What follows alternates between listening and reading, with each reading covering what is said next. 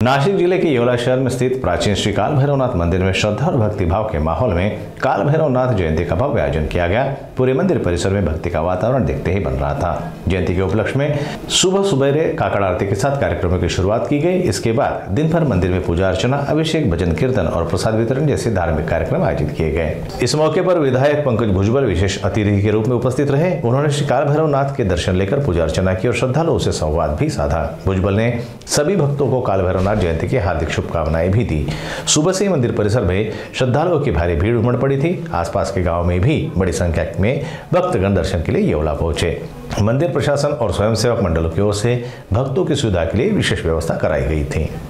आज काल भैरव महाराज जयंती आहे, त्या निमित्ताने या इथं जे आहे सालाबादप्रमाणे उत्सव साजरा केला जातो। मिरवणूक जी आहे महाराजांची आणि योगेश्वरी मातेची काढली जाते। मी या निमित्ताने या सर्वांना मी जे आहे काल भैरव महाराज जयंती निमित्ताने शुभेच्छा देतो।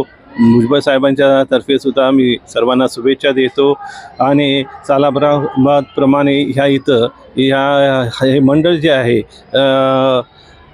दरवर्षी मिरवणूक काढणं, ह्या इथं जे आहे प्रसादाचं वाटप करतात।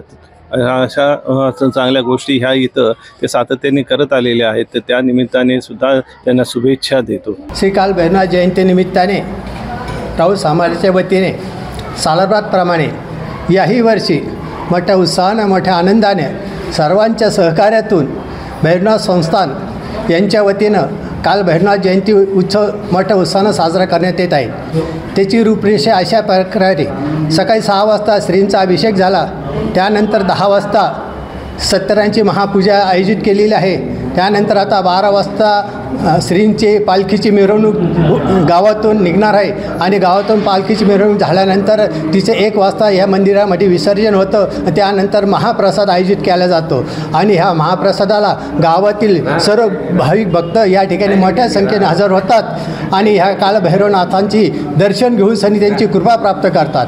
ह्या काल भैरवनाथांचं या ठिकाणी वैशिष्ट्य असं आहे की 8 भैरव आहेत। 8 भैरव हे 8 दिशेचे प्रमुख असतात आणि त्यात सर्वात म्हणजे प्रमुख ते 8 प्रमुख जे आहेत ते काल भैरवनाथ हे ज्येष्ठ काल भैरवनाथ म्हटले गेलेले आहे आणि ह्याच काल भैरवनाथाला ग्रामदैवत म्हणून सुद्धा संबोधलं जातं।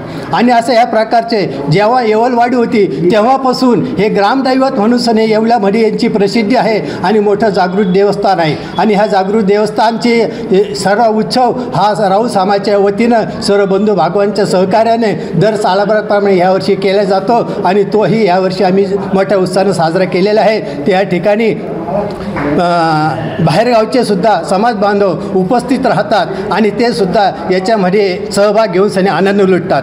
ते त्याबद्दल सर्व समाज बांधवाचे, येवलेकरांच्या, सर्व भाविक भक्तांचे, संस्थांच्या वतीनं आम्ही अभिनंदन करतो आणि ह्या कार्यक्रमाला सर्व उपस्थित झाले याबद्दल या ठिकाणी त्यांचे सर्वांचे आभार मानतो।